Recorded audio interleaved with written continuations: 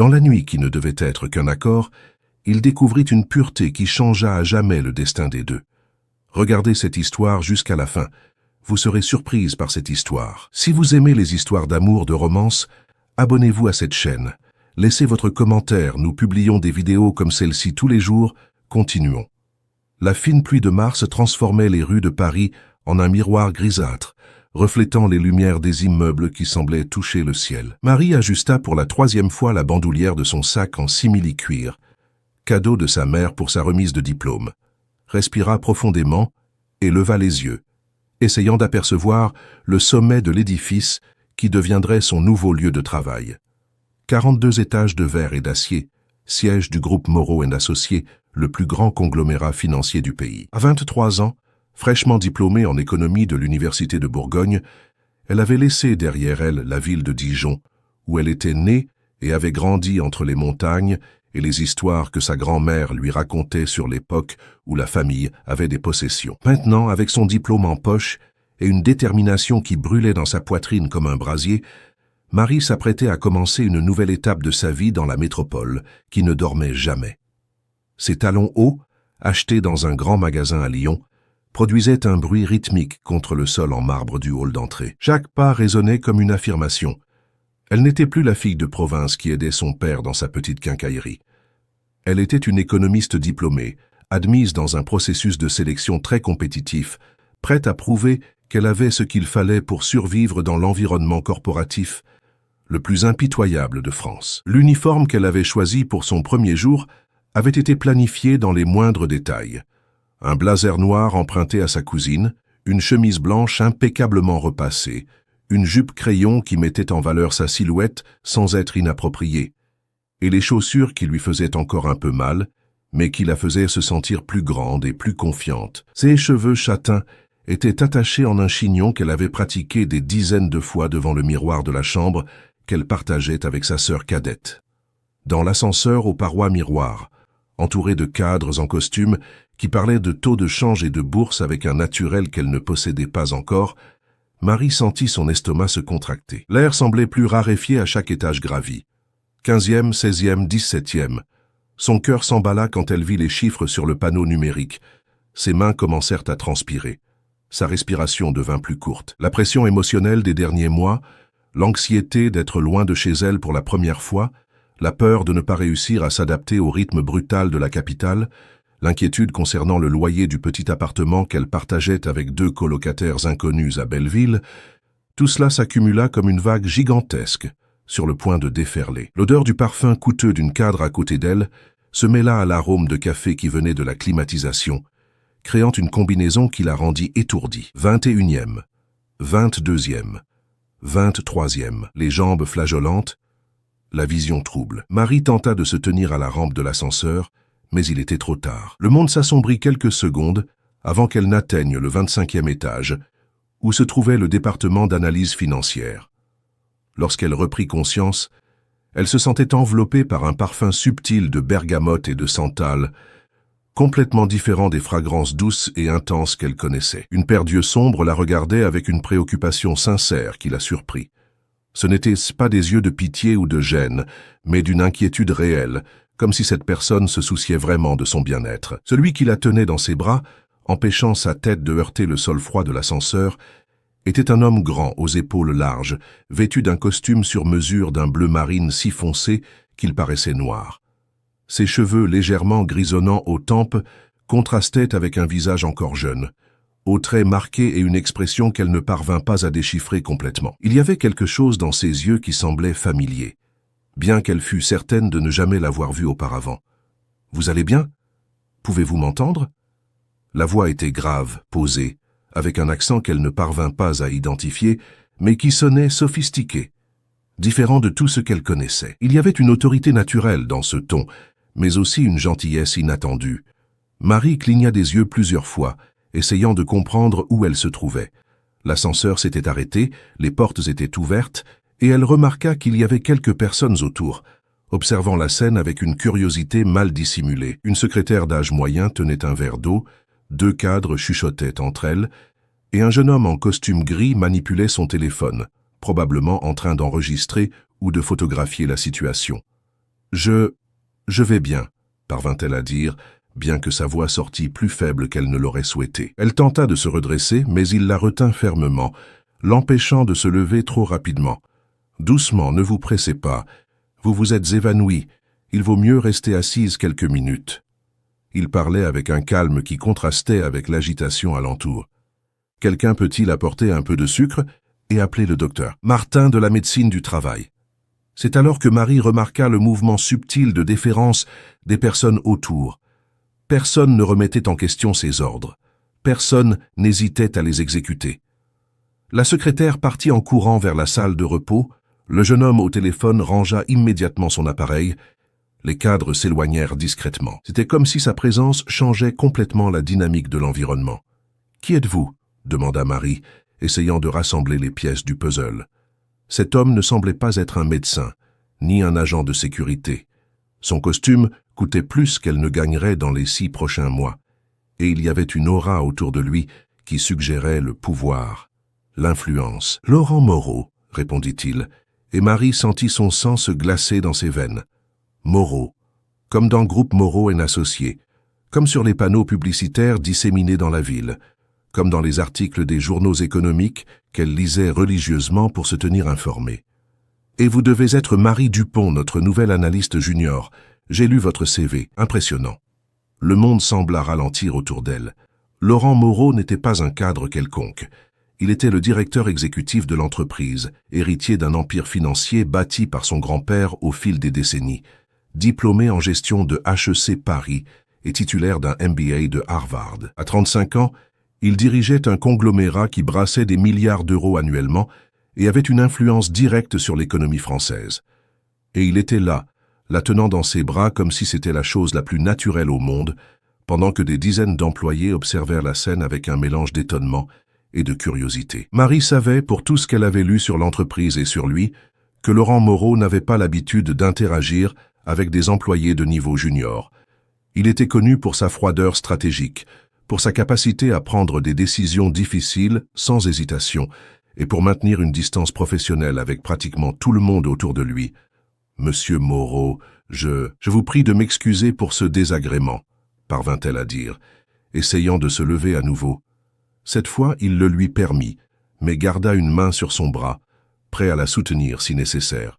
« Je ne sais pas ce qui s'est passé. Je ne me suis jamais évanoui auparavant. Paris a parfois cet effet sur les gens, dit-il, et pour la première fois, Marie détecta un léger sourire au coin de ses lèvres. L'altitude, le stress, le changement de routine. Vous venez de Dijon, n'est-ce pas? J'imagine que c'est bien différent d'ici. La surprise qu'il connaisse des détails sur son origine la déconcerta encore plus. Pourquoi le directeur exécutif de l'une des plus grandes entreprises du pays saurait-il d'où venait une analyste junior nouvellement embauchée? La secrétaire revint avec un verre d'eau sucrée, et Laurent l'offrit à Marie avec la même attention qu'un médecin offrirait à un patient. « Buvez lentement », conseilla-t-il, et respirez profondément plusieurs fois. Il n'y a pas d'urgence. Le contact de ses doigts avec les siens lorsqu'elle prit le verre fut bref, mais suffisant pour que Marie ressente une sorte de décharge électrique remontant le long de son bras. C'était une sensation étrange, inattendue, qui la fit rougir involontairement. Il y avait quelque chose dans sa présence qui la rendait nerveuse d'une manière complètement différente de l'anxiété professionnelle à laquelle elle était habituée. « Merci », murmura-t-elle, buvant l'eau sucrée qui aida à diminuer les vertiges. « Vraiment, merci beaucoup. Vous n'aviez pas besoin… »« Bien sûr que si », l'interrompit-il, et il y avait une fermeté dans sa voix qui n'admettait pas de discussion. « Vous faites partie de notre équipe maintenant. Veiller au bien-être des employés est une priorité. » Mais il y avait quelque chose dans sa façon de parler, dans l'intensité du regard, qui suggérait que cela allait au-delà du protocole d'entreprise standard. C'était comme si, pendant quelques instants, Marie était plus qu'une simple employée parmi les milliers qui travaillaient dans l'immeuble. Le docteur Martin arriva peu après, un homme petit et sympathique qui examina rapidement Marie et l'autorisa à travailler, lui recommandant seulement d'éviter de sauter des repas et de rester bien hydraté. Durant tout l'examen, Laurent resta à ses côtés, suivant chaque mot du médecin comme s'il était personnellement responsable de sa santé. « Bien, » dit-il, lorsque le médecin fut parti. « Je crois qu'il vaut mieux que je vous accompagne jusqu'à votre département, pour m'assurer que vous allez vraiment bien. » La promenade dans les couloirs du 25e étage fut une expérience surréaliste pour Marie. Laurent Moreau saluait certains employés par leur nom, posait des questions spécifiques sur des projets en cours et démontrait une connaissance impressionnante des détails opérationnels de l'entreprise. Mais ce qui l'impressionnait le plus, c'était la façon dont les gens réagissaient à sa présence. Ce n'était pas de la peur exactement, bien qu'il y eût un respect révérentiel évident. C'était plutôt comme si sa présence élevait automatiquement l'importance de n'importe quelle situation. Les conversations s'arrêtaient quand il passait, non par intimidation, mais par une sorte de magnétisme naturel. Marie commença à comprendre pourquoi il était arrivé si loin si jeune. Le département d'analyse financière occupait la moitié de l'étage, avec des postes de travail organisés en grappes, des salles de réunion aux parois de verre et une vue spectaculaire de la ville qui s'étendait à perte de vue. C'était un environnement moderne, sophistiqué, équipé des meilleures technologies disponibles. Marie essaya de ne pas montrer à quel point elle était impressionnée, mais il était impossible de ne pas ressentir un frisson à l'idée qu'elle travaillerait ici dans les années à venir. « Docteur Béatrice », appela Laurent, s'adressant à une femme d'environ 50 ans qui se leva immédiatement de son bureau. Elle était grande, élégante, avec des cheveux blonds attachés en une coiffure impeccable et un tailleur gris qui coûtait plus que le salaire mensuel de Marie. Il y avait quelque chose dans ses yeux clairs qui lui donna l'impression d'être évalué et jugé instantanément. « Monsieur Moreau », répondit-elle, et Marie remarqua que sa voix avait une froideur polie, professionnelle, mais sans chaleur. « J'imagine que c'est notre nouvelle analyste. » En effet, Marie Dupont, diplômée de l'Université de Bourgogne, première de sa promotion, a fait un stage à la Banque de France pendant 2 ans, parle anglais et espagnol couramment, et a une spécialisation en marchés émergents, qui sera très utile pour nos projets en Europe de l'Est. Laurent récita son CV avec une précision qui la surprit à nouveau. Combien de détails sur elle connaissait-il vraiment? « Très bien, » dit Dr Béatrice, tendant une main parfaitement manucurée à Marie.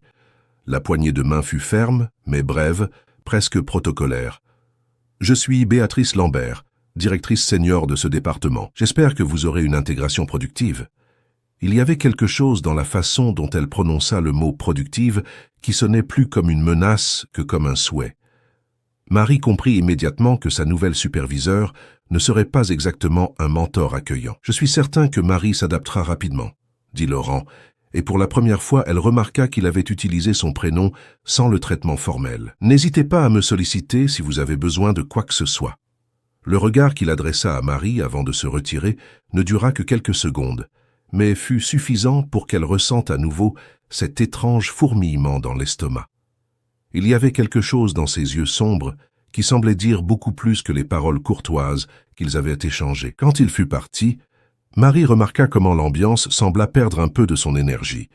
Les conversations reprirent à un volume normal, les gens retournèrent à leurs ordinateurs et la routine du département suivit son cours naturel. Mais elle pouvait encore sentir le parfum de bergamote et de santal dans l'air, comme si sa présence avait laissé une marque invisible dans l'espace. « Bien, » dit Dr Béatrice, la ramenant à la réalité, « nous allons vous présenter à l'équipe et vous expliquer vos responsabilités initiales. » Les 2 heures suivantes furent un tourbillon de noms, de visages, de tableurs, de systèmes d'entreprise, de politiques internes et de projets en cours. Marie fit la connaissance de ses collègues immédiats. Charles, un analyste senior d'environ 30 ans qui semblait sympathique mais prudent, Amélie, une collègue du même âge qui l'accueillit avec un sourire sincère et lui offrit son aide pour toute question, et Robert, le coordinateur de l'équipe, un homme sérieux d'une 40aine d'années qui parlait en chiffres et en délais avec la précision d'un chronomètre. Son poste de travail était situé dans une position stratégique, près de la fenêtre, avec vue sur les Champs-Élysées, mais aussi d'où elle pouvait voir le mouvement dans le couloir principal. Involontairement, Marie se surprit à observer si Laurent passerait par là de nouveau, bien qu'elle sût que les chances de croiser le directeur exécutif plus d'une fois le premier jour étaient pratiquement nulles. Pendant le déjeuner qu'Amélie insista pour partager avec elle au restaurant exécutif du 35e étage, Marie tenta de mieux comprendre la dynamique de l'entreprise et surtout la réputation de Laurent Moreau parmi les employés. « Il est intéressant », dit Amélie, choisissant ses mots avec soin tout en coupant sa salade de quinoa. Très différent de ce que l'on pourrait attendre de quelqu'un dans sa position. Son père, Henri Moreau, était plus traditionnel, plus distant. Laurent a une approche différente. Comment ça? Eh bien, il connaît vraiment l'entreprise de fond en comble. Ce n'est pas un de ces dirigeants qui restent uniquement en réunion de conseil. Il apparaît dans les étages opérationnels, discute avec les analystes, pose des questions spécifiques sur les processus, et il a une mémoire incroyable pour les détails. Marie se souvint de la façon dont il avait récité son CV comme s'il avait mémorisé chaque ligne. Est-il marié? Amélie rit. C'est la question à 1 million d'euros. Officiellement, non. En pratique, personne ne l'a jamais vu avec qui que ce soit. Il y a des rumeurs selon lesquelles il a été fiancé il y a quelques années, mais a rompu. Depuis, il est complètement concentré sur le travail. Les magazines à potins essaient toujours de le lier à une mondaine ou à un mannequin, mais rien ne colle jamais. Et comme patron, est-il très exigeant? Juste mais implacable, répondit Amélie sans hésitation. Si tu fais bien ton travail, il le reconnaît et te récompense. Si tu le fais mal, ou essaies de te défiler, il te coupe immédiatement. Il ne crie pas, ne fait pas de scène, mais tu sais exactement où tu mets les pieds. Durant l'après-midi, Marie plongea dans sa première tâche réelle, analyser les états financiers d'une entreprise technologique que le groupe envisageait d'acquérir. C'était un travail complexe, qui exigeait une attention aux détails et une compréhension profonde des métriques financières, mais exactement le type de défi qui l'enthousiasmait. Elle était si concentrée sur les chiffres qu'elle ne remarqua pas quand Laurent repassa par le département vers 5 heures de l'après-midi. Elle ne perçut sa présence que lorsqu'elle sentit ce parfum caractéristique et entendit sa voix discuter avec Dr Béatrice à quelques mètres de distance. « Comment s'est passée la première journée de la nouvelle analyste ?» demanda-t-il. Et Marie feignit d'être complètement absorbée par le tableur sur l'ordinateur, mais prêta attention à chaque mot de la conversation. « Adéquate », répondit Dr Béatrice avec la même froideur professionnelle. Elle semble avoir des connaissances techniques, mais il est encore trop tôt pour évaluer si elle aura le profil nécessaire pour notre environnement. Je suis certain qu'elle s'adaptera bien, dit Laurent, et Marie détecta une note de fermeté dans sa voix, comme s'il faisait une affirmation, non pas en exprimant un espoir. Tenez-moi informé de ses progrès. Quand il se retira, Marie risqua un regard discret derrière elle et rencontra ses yeux tournés vers elle. Le contact visuel ne dura qu'une seconde, mais fut suffisant pour qu'elle ressente à nouveau cette étrange chaleur au visage. Il y avait quelque chose dans ce regard qui allait au-delà de la cordialité professionnelle standard. Le reste de l'après-midi passa rapidement, et quand Marie regarda enfin l'horloge, il était déjà plus de 7 heures du soir. La plupart des collègues étaient partis, y compris Dr Béatrice, qui avait pris congé avec un « à demain » formel et sec. Seuls elle, Charles et Robert restaient dans le département, finalisant les tâches du jour. C'est alors qu'elle sauvegardait son travail et rangeait son bureau pour le lendemain, qu'elle entendit des pas dans le couloir. Elle leva les yeux et vit Laurent marchant vers le département, apparemment venant d'une réunion qui s'était prolongée tard. Il semblait légèrement fatigué, mais maintenait toujours la posture droite et confiante qu'elle avait remarquée le matin. Leurs yeux se croisèrent à nouveau, et cette fois il s'approcha de son poste de travail. « Comment s'est passée votre première journée officielle ?» demanda-t-il, s'appuyant discrètement sur la cloison de son bureau. De près, Marie pouvait voir de petits détails qu'elle avait manqués le matin. La texture du tissu de son costume, l'élégance de sa montre suisse et surtout l'intensité de ses yeux sombres. « Très bien, » répondit-elle, essayant de garder la voix ferme malgré sa proximité. « J'analyse la possible acquisition de Tech France. Les chiffres sont intéressants, mais il y a quelques incohérences dans le flux de trésorerie qui méritent une investigation plus approfondie. » Laurent haussa un sourcil. Quel genre d'incohérence? Marie hésita un moment. Était-il approprié de discuter des détails d'un projet avec le directeur exécutif le premier jour de travail? Mais il y avait quelque chose dans son regard qui l'encourageait à continuer. Les revenus déclarés ne correspondent pas à la projection de croissance basée sur les parts de marché. Soit ils sont trop conservateurs dans leurs estimations, soit il y a quelque chose qui n'est pas correctement comptabilisé. « Intéressant », murmura-t-il, et Marie remarqua que son attention était complètement focalisée sur elle. « Continuez cette analyse demain et envoyez-moi un rapport préliminaire d'ici jeudi. Je veux voir vos conclusions. » C'était une responsabilité bien au-dessus de ce qui serait normalement attribué à une analyste junior, et Marie le savait. Mais elle savait aussi que c'était une opportunité unique de montrer ses capacités dès le début. « Bien sûr, » répondit-elle, Puis-je avoir accès aux données historiques de performance des dernières acquisitions similaires? À des fins de comparaison, Laurent sourit pour la première fois depuis leur rencontre. Un sourire sincère qui transforma complètement son expression. « Vous êtes vraiment doué, dit-il. Parlez-en à Amélie demain. Elle a accès à ces fichiers. » Le silence qui suivit était chargé d'une tension que Marie ne parvint pas à expliquer complètement. Ce n'était pas inconfortable, mais il y avait quelque chose dans l'air entre eux qui semblait électrifié, comme si chaque mot échangé avait une signification plus profonde qu'il n'y paraissait. « Bon, dit-il finalement, se redressant. Je ne vais pas vous retarder davantage. Je suis sûr que vous avez un long trajet jusqu'à chez vous. »« J'habite à Belleville, » dit Marie, et elle se demanda immédiatement pourquoi elle avait partagé cette information. « Je m'habitue encore au transport. »« Paris peut être impitoyable avec ceux qui ne connaissent pas ses secrets, » dit-il. « Mais vous découvrirez que la ville a ses récompenses pour ceux qui persistent. » Il y avait quelque chose de prophétique dans sa façon de parler, comme s'il faisait référence à bien plus que simplement naviguer dans les transports parisiens.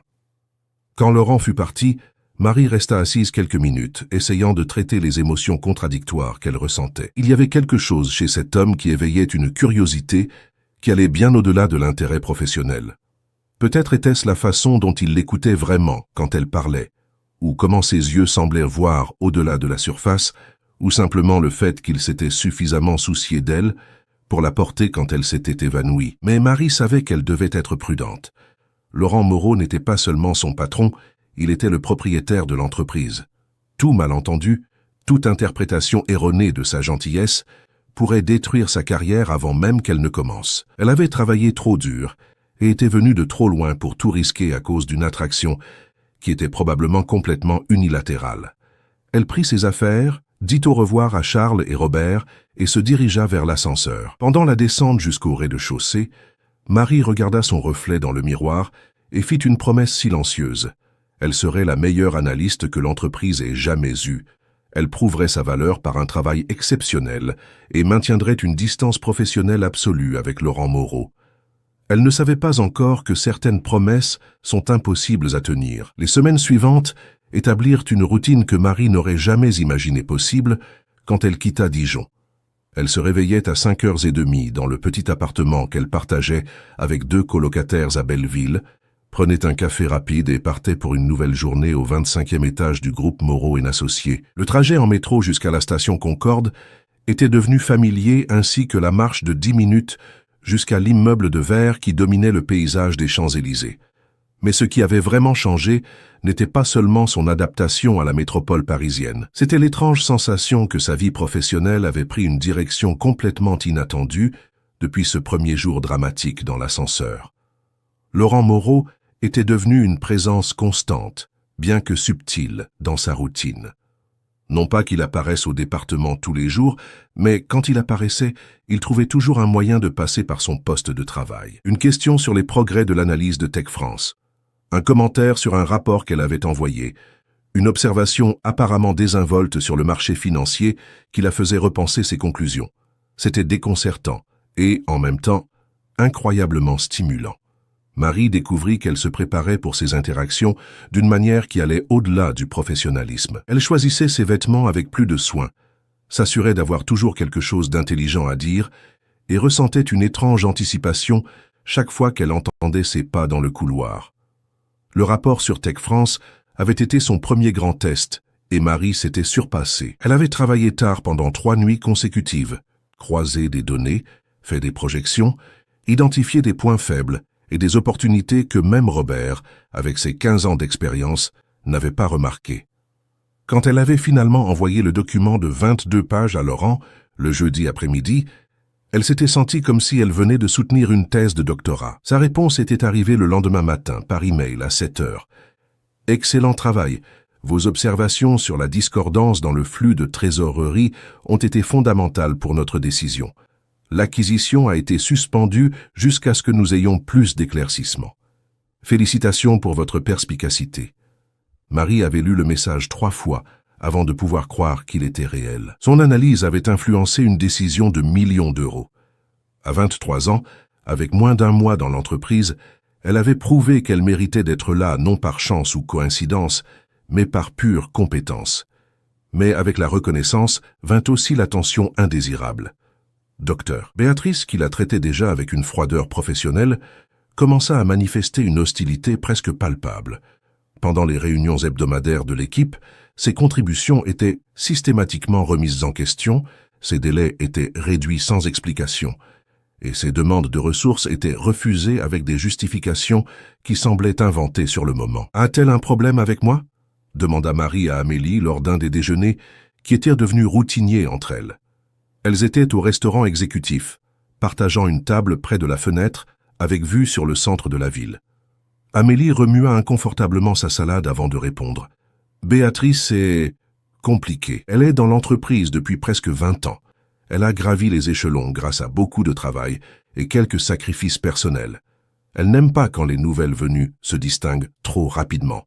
Mais je n'essaie pas de l'éclipser. Je veux juste faire mon travail correctement.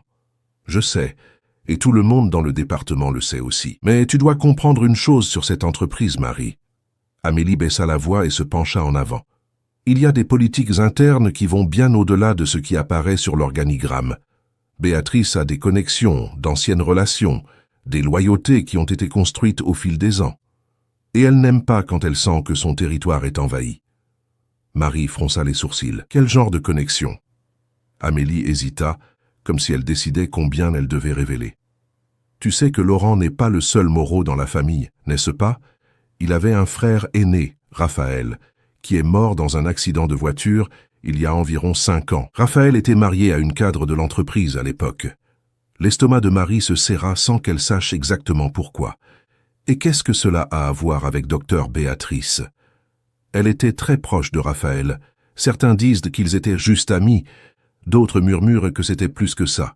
Ce sur quoi tout le monde s'accorde, c'est que sa mort l'a dévastée. Et depuis, elle est devenue extrêmement protectrice à l'égard des intérêts de la famille Moreau.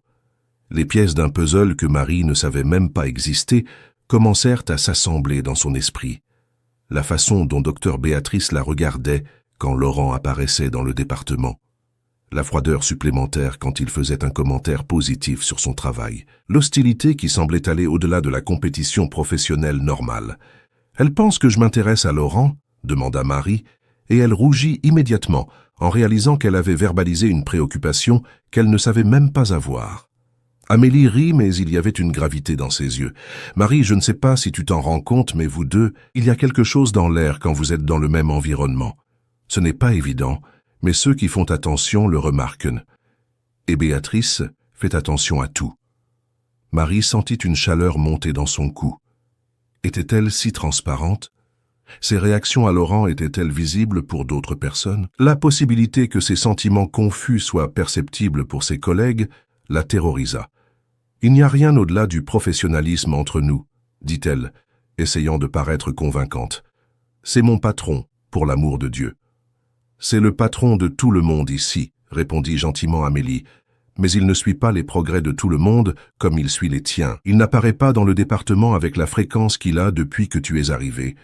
Et il n'a certainement pas porté d'autres employés dans ses bras quand ils se sont évanouis dans l'ascenseur. » Le reste de l'après-midi passa dans un brouillard d'anxiété pour Marie. Chaque interaction avec des collègues, chaque regard qu'elle recevait, chaque commentaire désinvolte semblait chargé de significations cachées. Est-ce que tout le monde l'avait remarqué? Était-elle le sujet des conversations de couloir? C'est avec cette préoccupation martelant dans sa tête qu'elle décida de rester tard ce vendredi-là, travaillant sur un nouveau projet concernant les marchés émergents d'Europe de l'Est. Le département s'était progressivement vidé au cours de l'après-midi et vers 8 heures du soir, elle seule restait entourée de papiers, de graphiques et de 3 tasses de café vides. La pluie qui avait commencé dans l'après-midi s'était intensifiée, transformant les fenêtres en rideaux d'eau qui déformaient les lumières de la ville en contrebas.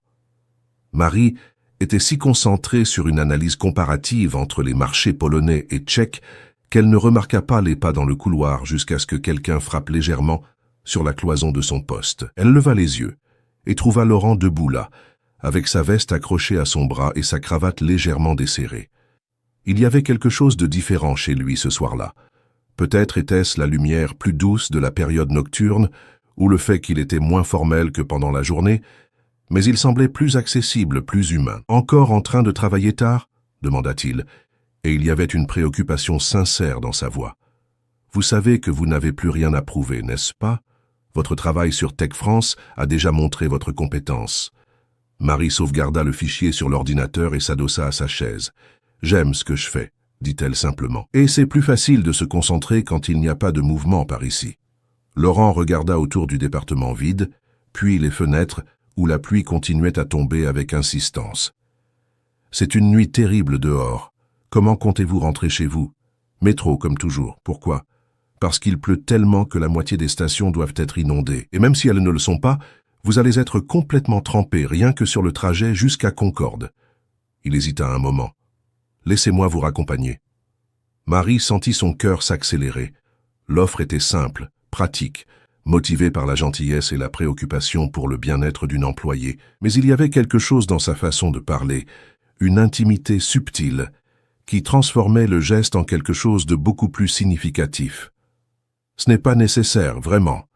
Je me suis déjà débrouillé sous la pluie auparavant. J'en suis certain, mais il n'y a aucune raison pour que vous vous débrouilliez seul quand il existe une alternative plus confortable. Il sourit, et de nouveau Marie fut frappée par la transformation que ce sourire provoquait sur son visage. De plus, ma voiture est au sous-sol. Ce serait un service que vous me rendriez, en m'évitant de me sentir mal de vous laisser affronter cette tempête. Il était impossible de refuser sans paraître impoli ou étrange. Marie rangea ses affaires, éteignit l'ordinateur et accompagna Laurent jusqu'à l'ascenseur. La descente jusqu'au sous-sol se fit dans un silence qui n'était pas inconfortable, mais chargé d'une tension qu'elle ne parvenait pas à nommer.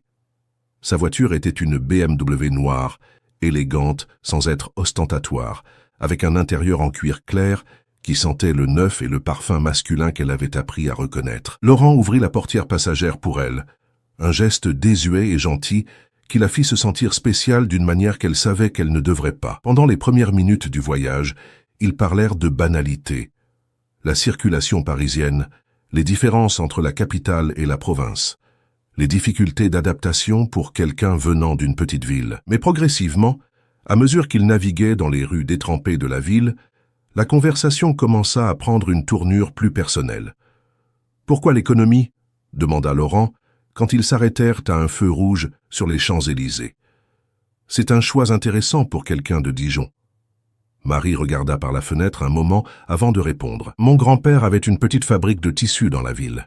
Quand j'étais enfant, il disait toujours que les chiffres racontaient des histoires, que les tableurs révélaient des secrets que les gens ne voulèrent pas admettre. Quand l'usine a fait faillite, dans les années 90, il a dit que c'était parce qu'il n'avait pas su lire les signes qui étaient tous là dans les rapports financiers. Et vous vouliez apprendre à lire ces signes? Je voulais comprendre comment l'argent fonctionne réellement, comment il se déplace, pourquoi certaines personnes réussissent à le multiplier et d'autres perdent tout. Je crois que j'ai toujours su que, pour quitter Dijon, j'aurais besoin de maîtriser ce langage. » Laurent l'observait pendant qu'elle parlait, et Marie avait l'étrange sensation qu'il écoutait vraiment, pas seulement qu'il attendait son tour de parler. « Et vous ?» demanda-t-elle, se surprenant elle-même par sa propre audace. « Avez-vous toujours su que vous reprendriez l'entreprise familiale ?» Laurent rit, mais il y avait une amertume dans ce son qu'elle n'attendait pas. « J'ai toujours su que je n'aurais pas le choix. Mon père a bâti cet empire avec l'attente qu'un de ses fils poursuivrait l'héritage. Quand mon frère aîné est mort, la responsabilité m'est revenue. Vous ne le vouliez pas. Je voulais être architecte, dit-il, et il y avait une mélancolie dans sa voix qui fit se serrer le cœur de Marie. Concevoir des espaces, créer quelque chose de beau et fonctionnel de mes propres mains. J'ai même obtenu mon diplôme. J'ai travaillé sur quelques projets avant que mon père ne tombe malade. Pourquoi n'êtes-vous pas retourné à l'architecture après ? Parce que j'ai découvert que j'étais bon dans ce que je fais maintenant, et parce que l'entreprise emploie des dizaines de milliers de personnes qui dépendent des décisions que je prends. Ce n'est pas facile d'abandonner cette responsabilité pour un rêve personnel. Il y avait une vulnérabilité dans son aveu qui toucha Marie profondément. Cet homme qui semblait tout avoir, qui dirigeait un empire financier et était respecté par toute l'élite économique du pays, portait ses propres frustrations et sacrifices. Quand ils arrivèrent devant son immeuble à Belleville, la pluie avait diminué en une fine bruine. Laurent arrêta la voiture devant le portail et laissa le moteur tourner, comme s'il n'était pas sûr de devoir sortir pour lui ouvrir la portière.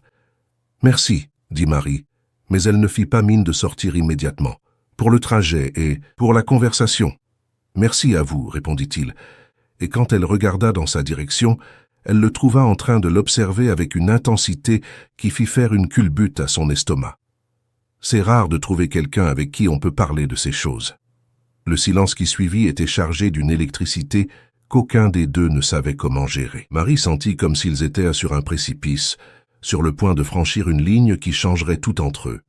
Sa respiration devint plus courte, et elle remarqua que la respiration de Laurent avait également changé. « Marie, » dit Laurent, et sa voix sortit plus rauque que d'habitude.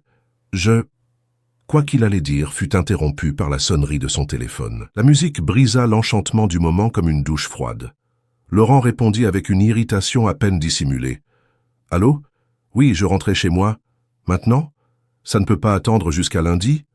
Très bien, j'y serai dans 20 minutes. » Quand il raccrocha, il regarda Marie avec une expression de frustration et quelque chose qui ressemblait à des excuses. « Problème à l'entreprise, » expliqua-t-il. « Un client important en Asie menace de rompre un contrat à cause d'un malentendu dans les rapports trimestriels.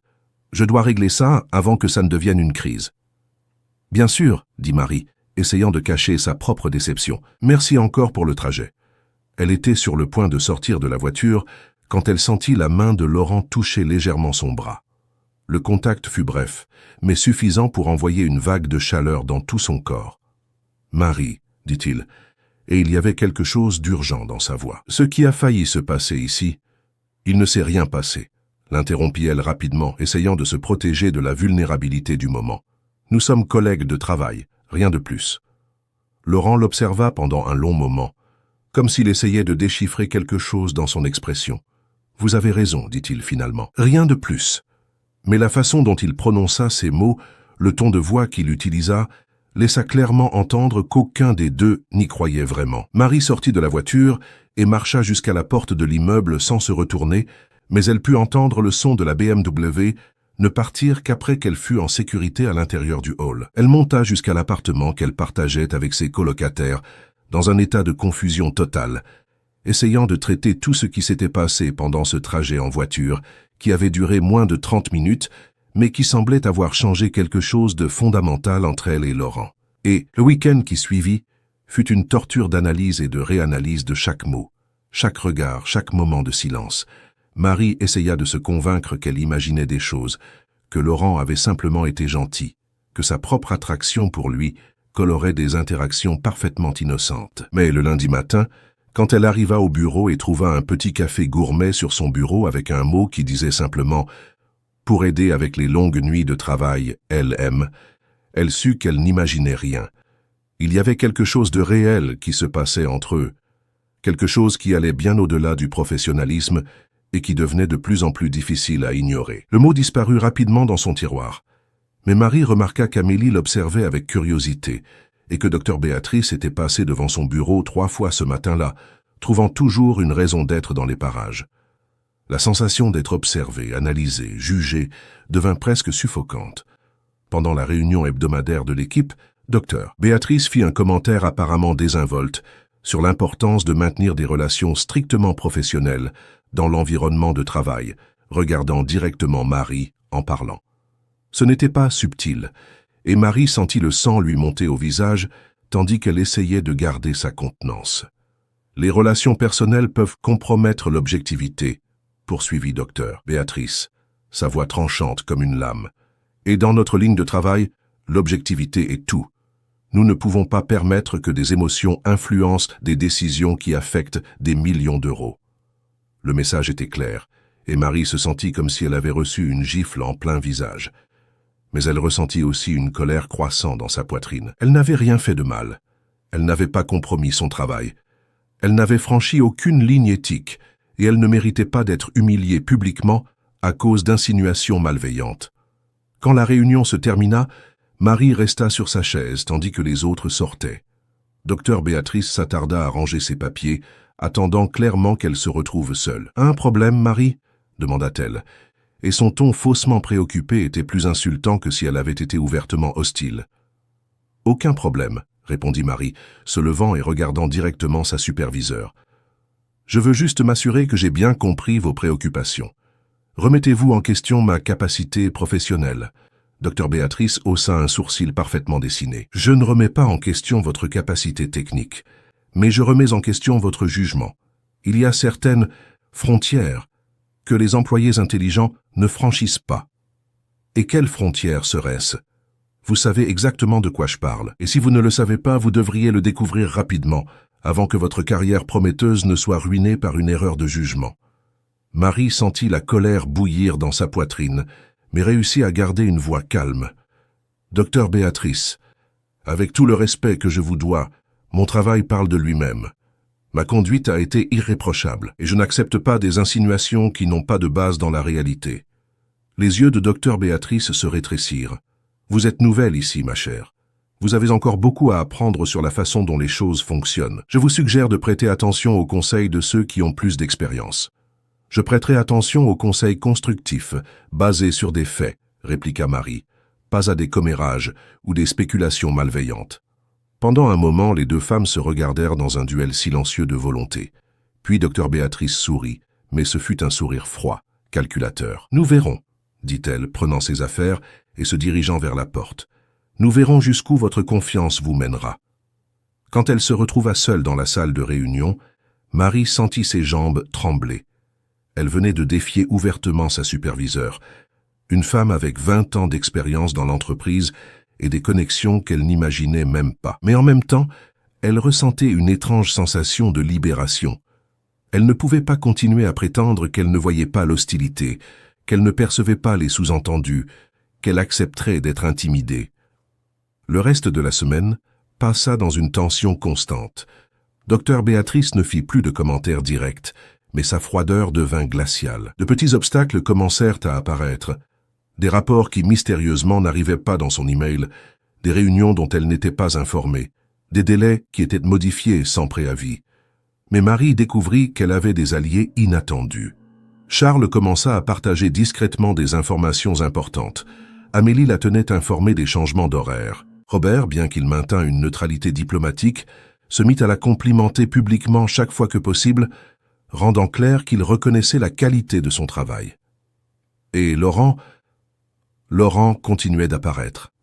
Pas tous les jours, mais assez souvent pour que Marie sache que ce n'était pas une coïncidence. Les conversations étaient toujours professionnelles en surface, mais il y avait un courant sous-jacent de signification qu'elle apprit à reconnaître. Un regard qui durait une seconde de plus que ce qui serait approprié. Une question sur son bien-être qui sonnait sincèrement préoccupée. Un commentaire sur son travail qui semblait chargé d'admiration personnelle. Ce fut lors d'une de ses visites, un jeudi pluvieux qui rappelait la nuit où il l'avait raccompagnée chez elle, que Marie décida finalement d'être courageuse. Laurent s'était arrêté à son bureau pour lui demander des nouvelles d'un rapport de marché qu'elle préparait, et alors qu'il s'apprêtait à s'éloigner, elle l'appela par son prénom. « Laurent !» Il se retourna, visiblement surpris qu'elle l'ait appelé sans le traitement formel. « Oui ?» Marie regarda autour d'elle discrètement, s'assurant que personne ne faisait attention, puis baissa la voix. « Puis-je vous parler, en privé ?» Quelque chose changea dans son expression. Une intensité apparut dans ses yeux qu'elle reconnut de la nuit dans la voiture. « Bien sûr, mon bureau dans 5 minutes ?» Marie acquiesça et quand il s'éloigna, elle remarqua que ses mains tremblaient. Elle ne savait pas exactement ce qu'elle allait dire, mais elle savait qu'elle ne pouvait plus prétendre qu'il n'y avait rien entre eux. La tension devenait insoutenable, et elle devait comprendre ce qui se passait réellement. L'ascenseur jusqu'au 38e étage n'avait jamais semblé si lent. Marie observait les chiffres changer sur le panneau numérique, sentant son cœur battre de plus en plus fort à mesure qu'elle s'approchait du bureau de Laurent. Ses mains étaient moites de nervosité, et elle les essuya discrètement sur sa jupe pour la 3e fois depuis qu'elle était entrée dans l'ascenseur. Elle ne savait pas exactement ce qu'elle allait dire une fois arrivée là-bas. Elle savait seulement qu'elle ne pouvait plus prétendre qu'il n'existait pas un courant électrique entre eux, qu'elle ne sentait pas des papillons dans l'estomac chaque fois qu'il apparaissait, qu'elle n'avait pas passé tout le week-end à repenser chaque mot de la conversation dans la voiture. La secrétaire de Laurent, une femme élégante d'une 50aine d'années nommée Madame Carmen, l'accueillit avec un sourire cordial. « Bonjour Marie, Monsieur Moreau vous attend. Vous pouvez entrer. » Le bureau du directeur exécutif occupait la moitié de l'étage, avec des fenêtres panoramiques, offrant une vue spectaculaire de Paris. La décoration était sophistiquée sans être ostentatoire. Des meubles en bois noble, des œuvres d'art modernes aux murs et une bibliothèque remplie de livres qui semblaient avoir été réellement lus, pas seulement placés là pour impressionner. Il y avait quelque chose de personnel dans cet environnement qui contrastait avec la froideur corporative du reste de l'immeuble. Laurent était debout derrière son bureau, observant la ville à travers la fenêtre. Quand elle entra, il se retourna, et Marie remarqua qu'il y avait quelque chose de différent dans son expression, une tension, une attente, comme s'il savait lui aussi que ce moment serait décisif pour eux deux. « Fermez la porte, dit-il, et sa voix sortit plus basse que d'habitude, s'il vous plaît. » Marie obéit, sentant comme si elle scellait un destin qu'elle ne pouvait plus contrôler. Quand elle se retourna à nouveau, elle trouva Laurent marchant dans sa direction, s'arrêtant à une distance qui était respectueuse, mais suffisamment proche pour qu'elle puisse sentir le parfum qu'elle avait appris à reconnaître. « Vous vouliez me parler, dit-il, et il y avait une intensité dans ses yeux qui fit faire une culbute à l'estomac de Marie. « De quoi ?» Marie respira profondément, essayant de trouver du courage. « De ce qui se passe entre nous, du fait que chaque fois que vous apparaissez dans mon département, mon cœur s'emballe, du fait que je n'arrive pas à arrêter de penser à la conversation que nous avons eue dans la voiture, du fait que Dr Béatrice me traite comme si j'étais une menace pour l'ordre naturel de l'univers. » Laurent ferma les yeux un moment, comme s'il luttait contre lui-même.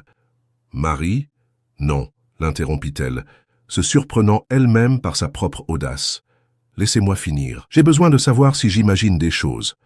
J'ai besoin de savoir si vous ressentez, s'il y a quelque chose de réel ici, ou si je crée des fantasmes dans ma tête et détruis ma carrière à cause d'un malentendu. » Le silence qui suivit fut assourdissant.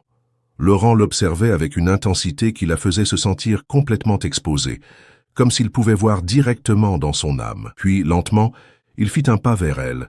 « Vous n'imaginez rien, » dit-il, et sa voix sortit rauque, chargée d'une émotion qu'elle ne parvint pas à identifier complètement. « Depuis le moment où je vous ai porté dans cet ascenseur, je n'arrive pas à vous sortir de ma tête. Je pense à vous quand je devrais penser à des rapports financiers. J'apparais dans votre département en cherchant des excuses pour vous voir. Je passe des nuits éveillées à me demander comment ce serait si nous pouvions avoir une vraie conversation, loin de tous les protocoles et hiérarchies corporatives. » Marie eut l'impression que l'air avait été aspiré de la pièce. Entendre ces mots sortir de sa bouche rendit tout réel d'une manière qui la terrorisa et l'émut en même temps. « Mais, » continua Laurent, et il y avait une douleur dans sa voix qui fit se serrer le cœur de Marie. « Cela ne peut pas arriver. Vous le savez, n'est-ce pas? Je suis le propriétaire de cette entreprise, vous êtes une employée. Il y a une différence de pouvoir qui rend tout entre nous compliqué, dangereux. Pour nous deux, mais surtout pour vous. Pourquoi surtout pour moi ?» Laurent s'approcha d'un pas de plus, et maintenant Marie pouvait voir de petits détails dans ses yeux, de petites rides d'expression autour d'eux, la texture de sa peau. Parce que si cela tourne mal, si les gens commencent à parler, vous serez vu comme l'employé qui a essayé d'utiliser le patron pour monter dans l'entreprise. Votre réputation professionnelle sera détruite. Tout votre travail brillant sera remis en question. On dira que vous ne méritez pas d'être ici. Et vous ?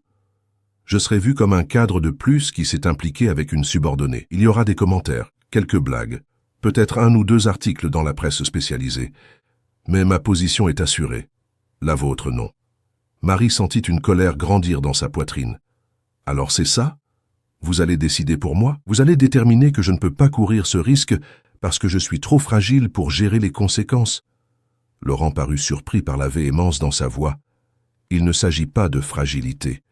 Il s'agit de justice. Ce n'est pas juste que vous ayez à choisir entre vos sentiments et votre carrière. Mais c'est juste que vous preniez cette décision pour moi. » Ils se regardèrent pendant un long moment, une bataille silencieuse de volonté se déroulant dans l'espace entre eux. Puis, sans avertissement, Marie fit un pas en avant, éliminant presque complètement la distance entre eux. « Laurent, dit-elle, et sa voix sortit plus basse, plus intime. Je ne suis pas venue de Dijon à Paris pour jouer la sécurité. Je suis venue pour risquer, pour lutter, pour construire une vie qui en vaille la peine. Et si cela signifie affronter des commérages, affronter des jugements, affronter des personnes comme docteur Béatrice qui pense savoir ce qui est mieux pour moi, alors c'est ce que je vais faire. » Laurent l'observait comme si elle était un puzzle qu'il n'arrivait pas à résoudre. « Vous ne comprenez pas les conséquences ?»« Je comprends parfaitement, » interrompit Marie. « Je comprends que ce peut être difficile, compliqué, même douloureux, mais je comprends aussi qu'il y a quelque chose de réel entre nous. Quelque chose qui ne peut pas être ignoré ou balayé sous le tapis. Et je comprends que si nous n'essayons pas de découvrir ce que c'est, nous le regretterons pour le reste de notre vie. Pendant un moment, Laurent sembla mener une guerre interne. Marie pouvait voir le conflit dans ses yeux, la lutte entre la raison et l'émotion, entre la responsabilité et le désir. Puis, lentement, il leva la main et toucha doucement son visage. Le contact fut électrique. Marie sentit une vague de chaleur parcourir tout son corps et instinctivement inclina le visage vers sa paume. C'était le premier contact intime entre eux, et il semblait y avoir beaucoup plus de signification dans ce geste simple que dans tous les mots qu'ils avaient échangés. « Marie », murmura Laurent, et il y avait une reddition dans sa voix. « Vous ne savez pas dans quoi vous vous engagez. »« Alors montrez-moi », chuchota-t-elle en retour. C'est alors qu'il l'embrassa. Ce ne fut pas un baiser hésitant ou interrogateur. Ce fut un baiser de quelqu'un qui avait lutté contre ce moment pendant des semaines et qui s'était finalement permis de ressentir. Marie eut l'impression que le monde avait cessé de tourner. Tous les bruits de la ville en contrebas disparurent. Tout le stress des dernières semaines s'évapora. Il n'y avait qu'elle et lui, dans ce bureau avec vue sur Paris, se permettant enfin de ressentir ce qui avait grandi entre eux depuis le premier jour. Quand ils se séparèrent, tous deux respiraient difficilement. Laurent appuya son front contre le sien et Marie pouvait sentir son souffle chaud contre son visage. « Il n'y a pas de retour possible à partir d'ici, » dit-il, et il y avait une gravité dans sa voix qui fit comprendre à Marie qu'il ne parlait pas seulement d'un baiser.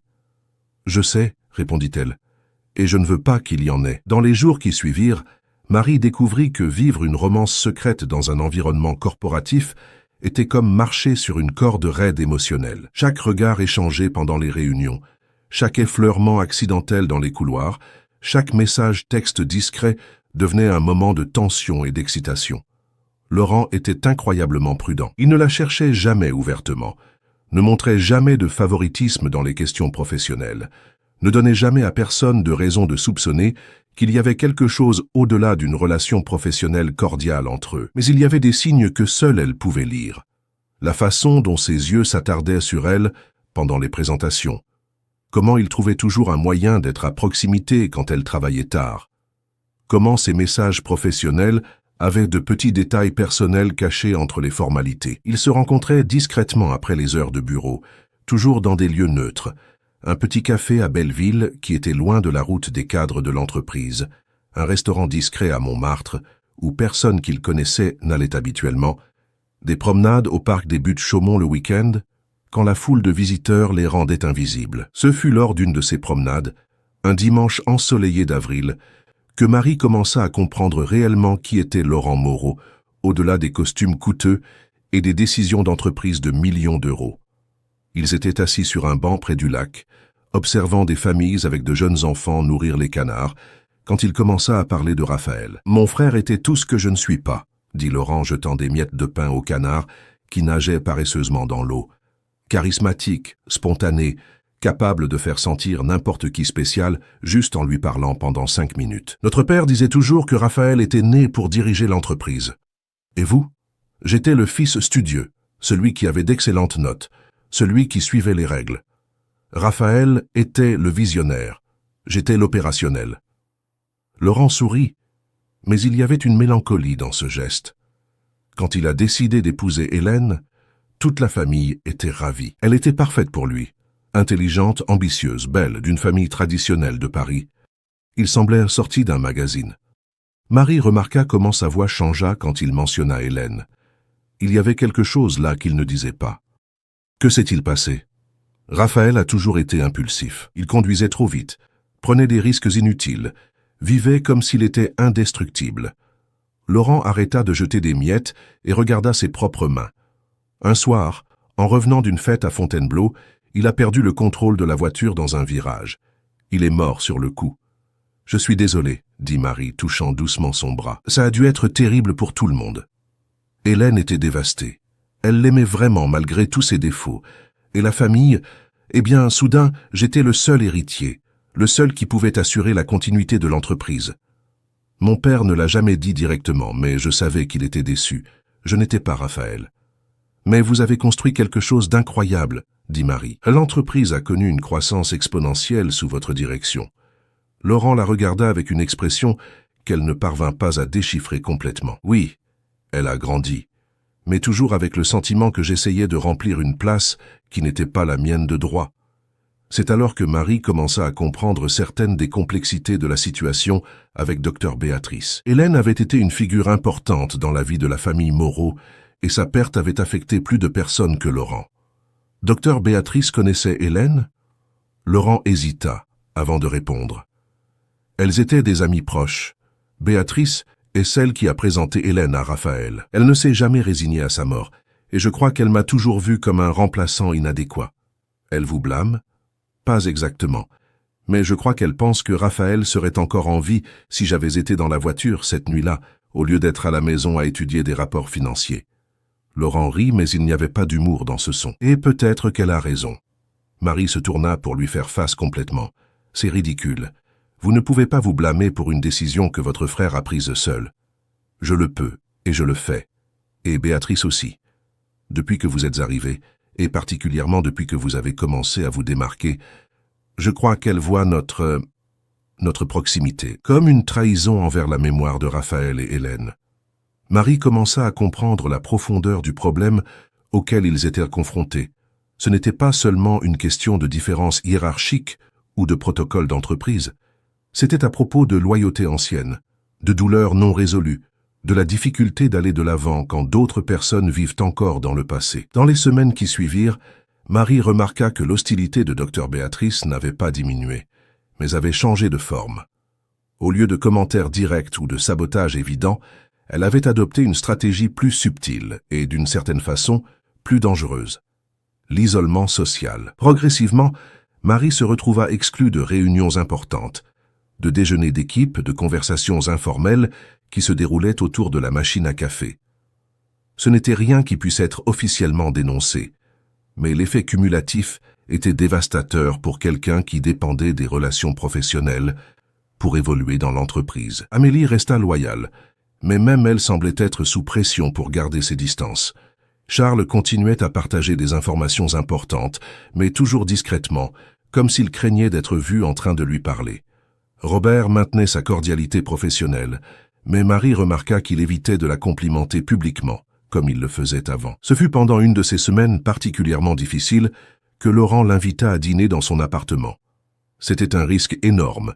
Jusqu'alors, il s'était limité à des rencontres dans des lieux publics où il pouvait maintenir les apparences s'ils étaient vus par des connaissances. Aller dans son appartement, c'était franchir une ligne définitive. L'appartement de Laurent se trouvait dans un immeuble élégant près du jardin des plantes, et c'était exactement ce à quoi Marie s'attendait. Moderne, sophistiqué, mais avec des touches personnelles qui le rendaient accueillant. Il y avait des plantes bien entretenues, des livres éparpillés de façon organique, et des photographies personnelles qui montraient un côté plus humain de l'homme qu'elle apprenait à aimer. Oui, aimer. C'était un mot qui l'effrayait encore, mais qu'elle ne pouvait plus nier. Ce qui avait commencé comme une attraction physique s'était transformé en quelque chose de beaucoup plus profond au cours des semaines de conversation, de moments volés, de découvertes mutuelles. Laurent avait préparé des pâtes simples mais délicieuses et ouvert une bouteille de vin rouge qui coûtait plus qu'elle ne gagnait en une semaine. Ils dînèrent en parlant de livres, de voyages qu'ils aimeraient faire, de rêves qu'ils avaient abandonnés et d'autres qu'ils poursuivaient encore. C'est alors qu'ils faisèrent la vaisselle ensemble, un geste domestique et intime qui contrastait complètement avec l'environnement corporatif où ils s'étaient rencontrés, que Marie décida d'aborder le sujet qu'elle évitait. « Je suis isolée dans le département », dit-elle, essuyant une assiette avec plus de force que nécessaire. « Dr Béatrice obtient ce qu'elle voulait. Elle fait de moi une paria. » Laurent arrêta de laver le verre qu'il avait dans les mains. « Quel genre d'isolement ? Des réunions dont je ne suis pas informé, des projets dont je suis retiré sans explication, des collègues qui évitent d'être vus en train de me parler. » Marie posa l'assiette sur l'étagère et se tourna pour lui faire face. « Et le pire, c'est que je ne peux pas me plaindre officiellement. Elle est trop intelligente pour laisser des traces évidentes. » Laurent sécha ses mains lentement, traitant l'information. « Voulez-vous que je lui parle ? » ?»« Non. Cela ne ferait que confirmer ses soupçons et rendrait tout pire. » Marie soupira, sentant le poids de la situation. Parfois, je me demande si je ne devrais pas demander un transfert dans un autre département, ou même chercher du travail dans une autre entreprise. Non, dit Laurent avec une fermeté qui l'a surpris.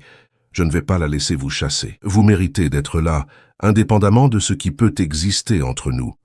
C'était la première fois qu'il reconnaissait explicitement qu'il y avait quelque chose entre eux, et ces mots réchauffèrent le cœur de Marie, même au milieu de la frustration de la situation professionnelle. « Mais cela ne résout pas le problème pratique, dit-elle. Si je ne parviens pas à m'intégrer à l'équipe, si je n'ai pas accès aux informations importantes, mon travail sera compromis. Et alors, Dr Béatrice aura des raisons légitimes de remettre en question ma présence. » Laurent s'approcha d'elle, plaçant ses mains sur ses épaules. « Nous trouverons une solution, ensemble. » Le mot « ensemble » résonna dans l'esprit de Marie comme une promesse. Pour la première fois depuis qu'ils avaient commencé cette relation compliquée, elle sentait qu'elle n'affrontait pas les défis seule. C'est alors qu'il l'embrassa à nouveau. Mais cette fois, c'était différent. Il n'y avait pas l'urgence désespérée du premier baiser dans son bureau. Il y avait une tendresse, une certitude, une promesse que c'était plus qu'une attraction passagère. Quand ils se séparèrent, Marie savait qu'elle avait franchi une autre ligne. Ce n'était plus seulement une question de travail ou même de romance. Il s'agissait de construire quelque chose de réel avec quelqu'un qui la comprenait d'une manière qu'elle n'avait jamais expérimentée auparavant. Ils se déplacèrent vers le salon, où ils parlèrent jusqu'à tard de tout et de rien, enlacés sur le canapé comme s'ils étaient un couple ordinaire, au lieu de deux personnes naviguant dans une situation impossible. Ce fut l'une des soirées les plus heureuses que Marie avait vécues depuis son arrivée à Paris. Mais le bonheur, comme elle le découvrirait bientôt, a un prix. Le lundi suivant, quand elle arriva au bureau, Marie trouva Amélie qui l'attendait avec une expression préoccupée. « Marie, tu dois savoir quelque chose, » dit Amélie, l'entraînant dans un coin discret du département. Samedi soir, Richard du département juridique dînait dans ce restaurant italien près du Jardin des Plantes, le Nono. Il dit qu'il t'a vu sortir de l'immeuble de Laurent vers 10h30 du soir. Le sang de Marie se glaça. Et alors? Il l'a mentionné à sa copine, qui l'a mentionné à sa cousine, qui travaille aux RH. Ce matin, 3 personnes sont déjà venues me demander s'il était vrai que tu sortais avec le patron. Marie eut l'impression que le sol s'était dérobé sous ses pieds. Elle avait été si prudente, si discrète. Mais dans une ville comme Paris, où les cercles sociaux de l'élite des affaires se chevauchaient constamment, il était impossible de garder des secrets pour toujours. « Qu'as-tu dit ? » ?»« Que je n'en savais rien. Que tu étais trop professionnel pour t'impliquer dans quelque chose comme ça. » Amélie l'observa avec des yeux pleins d'inquiétude. « Mais Marie, si c'est vrai, tu dois faire très attention. » Très attention. Durant le reste de la matinée, Marie remarqua des regards discrets, des conversations qui s'arrêtaient quand elle s'approchait, des sourires qui semblaient chargés de significations cachées. La paranoïa commença à s'emparer d'elle. Chaque interaction semblait suspecte. Chaque commentaire désinvolte semblait être une allusion. Dr Béatrice ne dit rien directement, mais il y avait une satisfaction à peine dissimulée dans ses yeux quand elle passait devant le poste de travail de Marie. C'était comme si elle savait que ses soupçons étaient en train d'être validés et que ce n'était qu'une question de temps avant d'avoir des preuves concrètes. Laurent apparut dans le département vers 3h de l'après-midi, comme il le faisait régulièrement. Mais cette fois, Marie remarqua comment toutes les conversations s'arrêtèrent complètement quand il entra, comment tous les yeux se tournèrent vers lui, puis vers elle, puis de nouveau vers lui. Comment même Robert sembla mal à l'aise avec sa présence. Laurent le remarqua aussi. Marie vit dans ses yeux le moment exact où il réalisa que quelque chose avait changé, que le secret qu'ils avaient gardé si soigneusement commençait à fuiter. Il s'approcha de son bureau, maintenant une expression professionnelle, mais Marie pouvait voir la tension dans sa posture. « Comment avance le rapport sur les marchés européens ?» demanda-t-il, sa voix parfaitement contrôlée. « Il devrait être prêt d'ici jeudi, » répondit Marie, essayant de correspondre à son ton professionnel. « Parfait. Quand vous aurez terminé, vous pourrez me l'envoyer directement. » Il fit une pause presque imperceptible. « Ah, et Marie, j'aimerais vous voir dans mon bureau à 17h30 pour discuter de quelques détails du projet. » Quand il s'éloigna, Marie sentit tous les yeux du département fixés sur elle. Personne ne dit rien, mais le message était clair. Tout le monde savait qu'une réunion à 17h30 un lundi n'était pas à propos de rapport de marché. Le reste de l'après-midi passa dans un flou d'anxiété. Marie essaya de se concentrer sur son travail, mais son esprit était complètement focalisé sur la réunion qui l'attendait. Elle savait que Laurent avait perçu le changement d'atmosphère dans le département. Elle savait qu'il devait parler de la façon de gérer la situation. À 17h30 précise, elle monta au 38e étage. Madame Carmen l'accueillit avec le même sourire professionnel que d'habitude. Mais Marie imagina détecter une nouvelle curiosité dans ses yeux. Laurent l'attendait debout derrière son bureau, regardant par la fenêtre. Quand elle entra et ferma la porte, il se retourna et elle vit immédiatement qu'il était préoccupé. « Ils savent, dit-il sans préambule. Comment avez-vous... » Par les regards, par la façon dont les conversations se sont arrêtées quand je suis entré, par la tension dans l'air. Laurent s'approcha d'elle, mais cette fois, il maintint une distance respectueuse. Que s'est-il passé? Marie lui raconta l'histoire de Richard, les commentaires au RH, le changement dans l'atmosphère du département. À chaque mot, elle voyait l'expression de Laurent devenir plus sérieuse. « C'est ma faute, dit-il quand elle eut terminé. J'aurais dû être plus prudent. Je n'aurais pas dû vous inviter chez moi. » Vous le regrettez? Demanda Marie, et il y avait une vulnérabilité dans sa voix qu'elle essaya de cacher. Laurent la regarda longuement. « Je regrette de vous avoir mise dans cette position. Je ne regrette pas les sentiments que j'ai pour vous. » C'était la déclaration la plus proche de « je t'aime » qu'il ait faite, et même au milieu de la crise, Marie sentit son cœur s'accélérer. « Alors, que faisons-nous maintenant? » Maintenant, nous sommes encore plus prudents. Nous arrêtons de nous voir en dehors du bureau pendant un moment.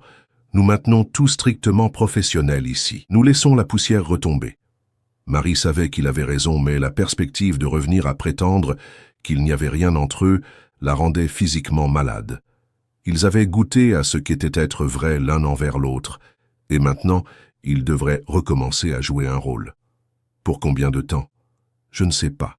Quelques semaines? Un mois? Jusqu'à ce que les gens trouvent quelque chose de plus intéressant dont parler. C'est alors que le téléphone de Laurent sonna. Il répondit avec irritation, clairement ne voulant pas être interrompu. « Allô? Qui? Non, je ne ferai aucune déclaration. Comment ça, des photos? Quelles photos? » Marie vit la couleur disparaître du visage de Laurent. Son estomac se noua avec un terrible pressentiment. « Je comprends. Non, ne commentez rien avec personne. Débranchez tous les téléphones. Je rappellerai dans 10 minutes. » Quand il raccrocha, Laurent se tourna vers Marie avec une expression qu'elle n'avait jamais vue auparavant. C'était de la peur pure. « C'était mon avocat, dit-il, et sa voix sortit complètement transformée. Il y a un journaliste d'investigation qui pose des questions sur nous, et apparemment il a des photos. » Le monde de Marie s'effondra à ce moment-là. Des photos signifiaient qu'il n'y avait plus moyen de nier, de prétendre, de protéger leur réputation. Cela signifiait que tout ce qu'ils avaient construit ensemble était sur le point d'être exposé de la manière la plus brutale possible. Quel genre de photos? Je ne sais pas. Mais s'il pose des questions, cela signifie qu'il a suffisamment de matériel pour un article. Et s'il contacte mon avocat, cela signifie que l'article va être publié. Marie s'assit lourdement sur une chaise, sentant ses jambes défaillir. « Ma carrière est finie, murmura-t-elle. Finie avant même d'avoir commencé. »« Non, dit Laurent avec une fermeté qui la surprit. Je ne laisserai pas cela arriver. Je vais trouver un moyen de vous protéger. »« Comment? En niant qu'il y a quelque chose entre nous? En mentant publiquement ?» Laurent resta silencieux pendant un long moment, et Marie sut qu'il envisageait exactement cela. La douleur de la trahison anticipée fut presque physique. « Vous feriez ça, n'est-ce pas ?» demanda-t-elle, se levant brusquement. « Vous me sacrifieriez pour protéger votre réputation et celle de l'entreprise. Marie, ce n'est pas comme ça. C'est exactement comme ça. » Elle marcha jusqu'à la fenêtre, regardant la ville qui soudain semblait hostile et menaçante. « Quand les choses sont devenues difficiles, quand notre relation est devenue un risque réel, vous êtes prêt à me jeter au loup. Il ne s'agit pas de me protéger. Il s'agit de vous protéger. Si je nie publiquement qu'il y a quelque chose entre nous, vous pouvez garder votre emploi, votre réputation, et vivre en mentant sur les sentiments les plus vrais que j'ai jamais eus dans ma vie. » Marie se retourna pour lui faire face, et il y avait des larmes dans ses yeux qu'elle refusait de laisser couler. « Vous ne comprenez pas, Laurent. Je ne veux pas être protégée de cette façon. Je ne veux pas que vous mentiez sur ce que nous sommes l'un pour l'autre. » Le silence qui suivit fut lourd, chargé de tout ce qu'il ne pouvait pas dire, de tous les choix impossibles qu'ils devraient faire. Marie réalisa qu'ils étaient arrivés au moment que tous deux avaient redouté depuis le premier baiser. Le moment où ils devraient décider si l'amour qu'ils ressentaient valait les conséquences qu'ils affronteraient. « J'ai besoin de réfléchir. » dit finalement Laurent. Je dois parler à mes avocats, comprendre exactement ce que ce journaliste possède, évaluer nos options. Nos options, répéta Marie amèrement, comme si j'avais un choix dans ce processus. Vous en avez un, vous avez toujours le choix. Marie le regarda longuement, mémorisant chaque détail de son visage. Elle avait l'étrange sensation qu'elle le voyait pour la dernière fois, du moins de la façon dont ils étaient quand ils étaient seuls, vulnérables l'un avec l'autre. « Alors voici mon choix, » dit-elle, marchant vers la porte. « Je ne mentirai pas sur ce que je ressens pour vous, quel qu'en soit le prix. Si vous voulez nier publiquement qu'il y a quelque chose entre nous, c'est votre décision. Mais je ne corroborerai pas le mensonge. » Quand elle sortit du bureau de Laurent, Marie savait qu'elle venait de changer le cours de leur vie pour toujours. Elle ne savait pas encore si elle avait pris la bonne décision, mais elle savait qu'elle avait pris la seule décision avec laquelle elle pourrait vivre. La tempête approchait, et ils devraient l'affronter chacun à sa manière. L'article sortit un mercredi, en première page de la section économie du plus grand journal de Paris. La romance interdite des Moreau. Le directeur exécutif s'implique avec une employée junior. Les photos étaient discrètes, mais sans équivoque. Laurent et Marie marchant ensemble au parc des Buttes-Chaumont, lui touchant légèrement son dos en lui ouvrant la porte d'un restaurant, les deux conversant intensément dans un café à Montmartre, leur posture corporelle révélant une intimité qui allait bien au-delà du professionnalisme. Marie découvrit l'article en arrivant à l'immeuble et en trouvant portier, agent de sécurité et personnel d'entretien chuchotant et regardant dans sa direction. Le premier exemplaire du journal qu'elle vit était sur le bureau de la réception du rez-de-chaussée, et sa photo la regardait comme une accusation silencieuse. Le titre secondaire était encore pire. Une analyste de 23 ans conquiert une position privilégiée grâce à une romance avec le patron. Chaque mot avait été soigneusement choisi pour maximiser les dommages à sa réputation professionnelle, insinuant exactement ce que Laurent avait prédit, qu'elle avait utilisé leur relation pour obtenir des avantages dans l'entreprise. Le trajet en ascenseur jusqu'au 25e étage fut le plus long de sa vie. Marie sentait les yeux curieux des autres passagers, entendait les chuchotements qui n'étaient pas aussi discrets que les gens l'imaginaient, sentait le poids du jugement qui commençait déjà à se former autour d'elle. Quand les portes s'ouvrirent à son étage, ce fut comme entrer dans un tribunal où le verdict avait déjà été décidé. Toutes les conversations s'arrêtèrent. Tous les yeux se tournèrent vers elle. Le silence était assourdissant. Amélie fut la première à s'approcher, son visage mêlant inquiétude et solidarité. « Marie, je suis désolée, je ne savais pas que ça sortirait aujourd'hui. »« Personne ne le savait, » répondit Marie, essayant de garder la voix ferme tandis qu'elle marchait vers son poste de travail. « Pas même moi. » Mais avant qu'elle ne puisse atteindre son bureau, Dr Béatrice apparut sur son chemin. Il y avait une expression de triomphe à peine dissimulée sur son visage, mêlée à une indignation performative qui ne trompait personne. « Marie, j'ai besoin de vous parler. Maintenant. » Dans mon bureau. Le bureau de Dr Béatrice était plus petit que celui de Laurent, mais tout aussi intimidant. Des murs couverts de diplômes, de prix et de photographies avec d'importantes personnalités du monde financier. Un bureau impeccablement organisé qui reflétait la précision méticuleuse de sa propriétaire. « Asseyez-vous, » dit Dr Béatrice, fermant la porte avec un son définitif. « J'imagine que vous avez vu l'article. Je l'ai vu. Et qu'avez-vous à dire à ce sujet ?» Marie respira profondément, se rappelant la promesse qu'elle s'était faite la veille. Elle ne mentirait pas sur ses sentiments. Qu'il y a quelques imprécisions dans la façon dont les faits ont été présentés, mais qu'il existe bien une relation personnelle entre M. Moreau et moi. Docteur, Béatrice s'adossa à sa chaise, comme si elle venait de recevoir la confirmation de quelque chose qu'elle savait déjà. Et vous ne voyez aucun problème éthique à cela? Je vois les complexités de la situation, mais je crois aussi que deux adultes ont droit à leurs sentiments, tant que cela n'interfère pas avec leur travail professionnel. N'interfère pas. La voix de Dr Béatrice monta d'un ton. Marie, vous êtes une analyste junior qui, en moins de 2 mois dans l'entreprise, a reçu des projets qui sont normalement attribués à des professionnels ayant des années d'expérience. Vous avez eu un accès direct au directeur exécutif d'une manière qu'aucun employé de votre niveau n'a jamais eu. Et maintenant, nous découvrons qu'il y avait une relation personnelle pendant toute cette période. Marie sentit la colère monter dans sa poitrine. Mon travail parle de lui-même. Chaque rapport, chaque analyse, chaque recommandation était basée sur une compétence technique. et un dévouement professionnel. Je n'ai jamais demandé ni reçu de traitement spécial en raison d'une quelconque relation personnelle. Mais vous en avez reçu, ma chère. Vous ne l'avez peut-être pas remarqué, c'était peut-être même inconscient de la part de M. Moreau, mais vous en avez reçu. Dr Béatrice se pencha en avant, ses mots tranchants comme des lames. Et maintenant, toute l'entreprise est en émoi. Des employés qui se demandent s'ils ont aussi besoin de relations personnelles pour progresser. Des clients inquiets de la crédibilité de nos analyses. Des investisseurs qui demandent s'ils peuvent faire confiance à des décisions prises sur la base d'informations fournies par une analyste qui peut avoir des conflits d'intérêts.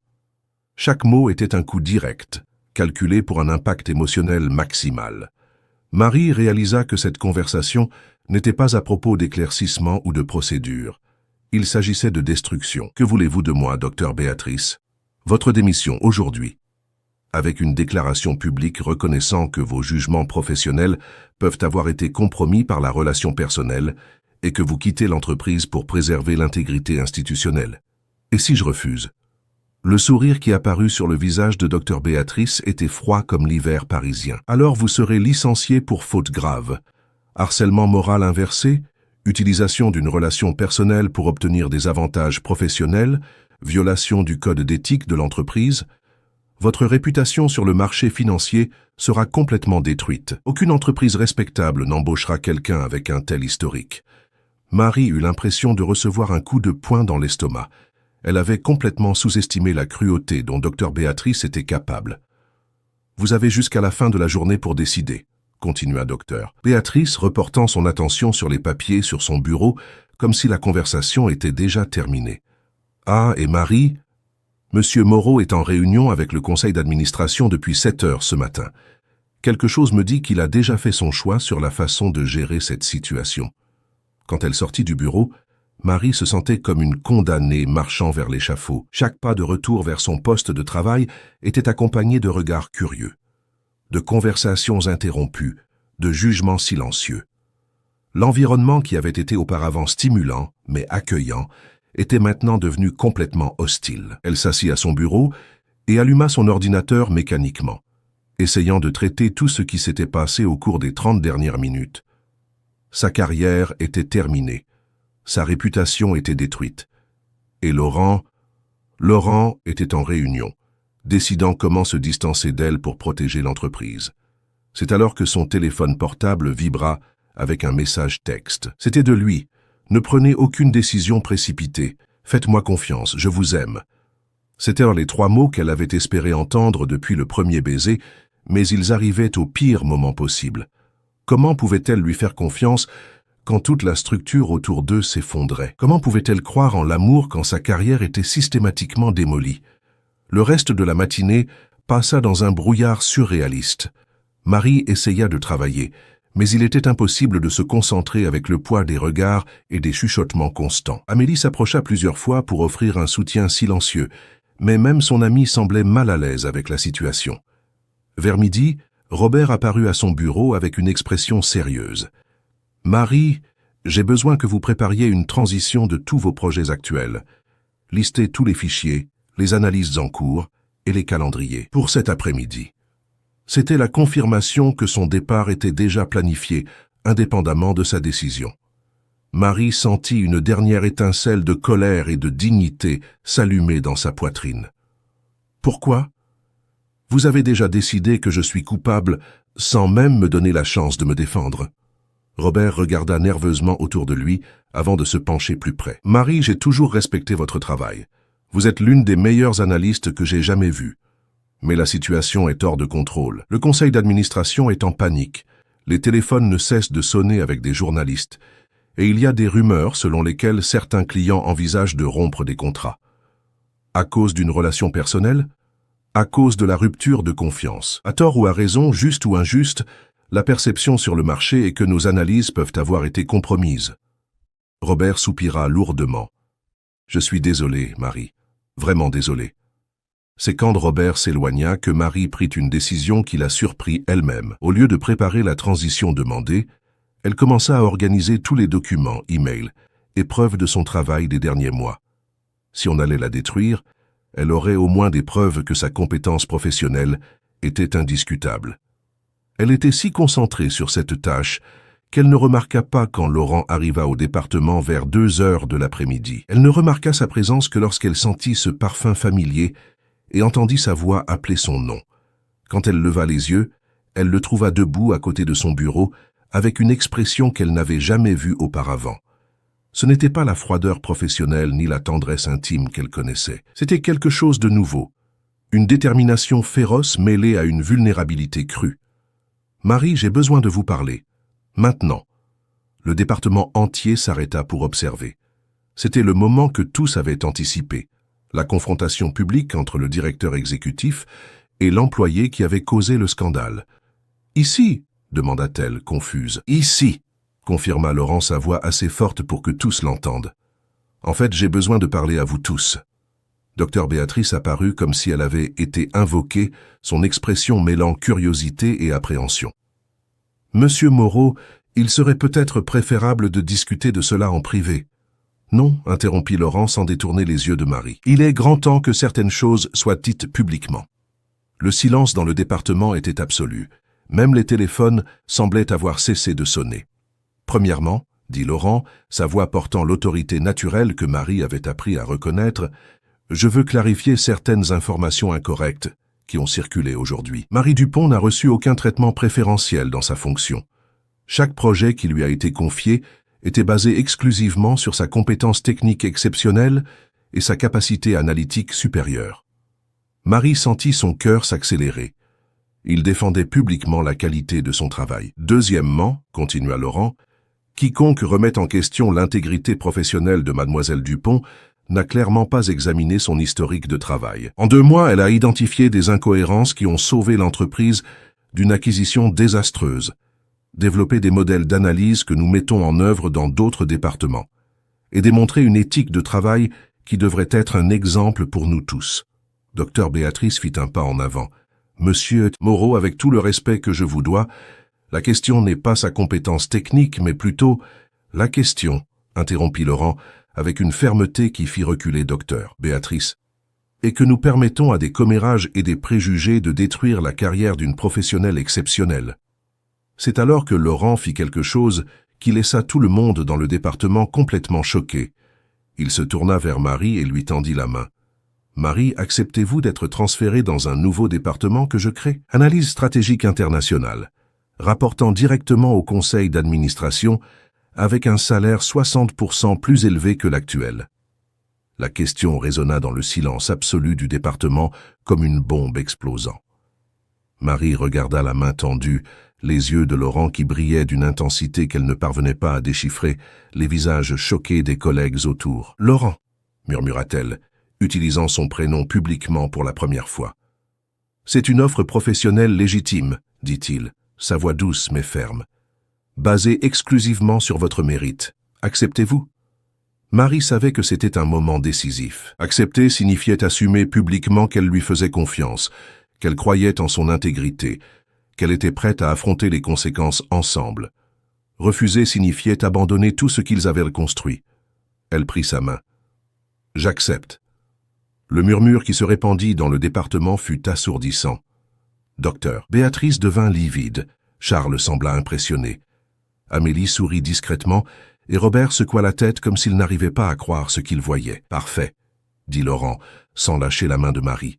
« Mais avant d'officialiser cela, il y a une autre question qui doit être résolue. » Il se tourna vers Docteur Béatrice qui avait visiblement pâli. « Docteur, Béatrice, l'audit interne que j'ai ordonné la semaine dernière a révélé des irrégularités intéressantes dans des rapports signés par vous au cours des 2 dernières années. Des divergences qui coïncident étrangement avec des périodes où vous aviez un accès privilégié à des informations sur des négociations en cours. » Le silence qui suivit fut mortel. Marie vit le sang se retirer complètement du visage de Docteur Béatrice.